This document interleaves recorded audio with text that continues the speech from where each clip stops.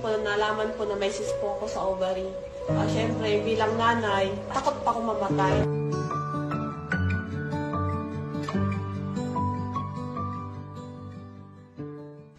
Good morning sa lahat. Ako si Coach Daisy Dean, 37 years old. May asawa at isang anak, taga Camarines Sur.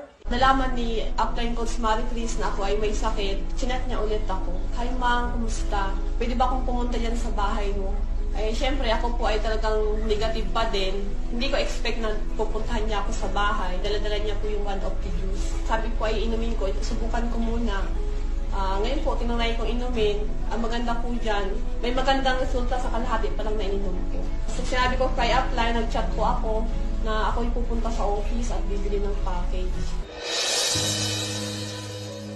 Nagpa-check up po ako dahil sa lagi na nananakit ngayon po siya kapag mayroon ako. Pagkatapos kong i-trans-B, ayun po, nalaman po na may cyst po ako sa ovary.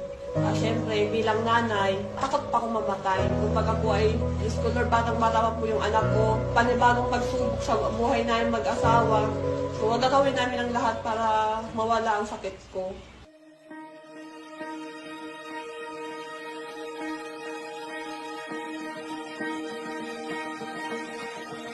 Unang buwan na pagpapainom ko ng Opti-Juice, mayroon po siyang improvement. Lumiit po yung mga cyst ko. After 1.5 months, nagpa-trans-B ulit ako. Sabi ng aking obigayni, ma, may improvement po yung iyong mga cyst lumiit. Yun ang pinaka-blessed na araw na natanggap ko.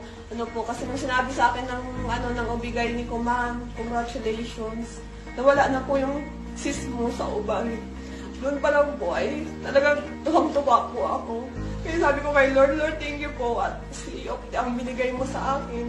Hindi na po ako naoperahan. At yung anak ko na hikain, pinatry ko din po siya ng Opti. Hanggang sa tuloy-tuloy ang pag-inom na pansin namin na hindi lang po siya sinusumpong. Until now, 3 years na po, halos mag 4 years kami na hindi siya nag-utilize. So wala po siyang nararamdaman yung hika. So thankful po.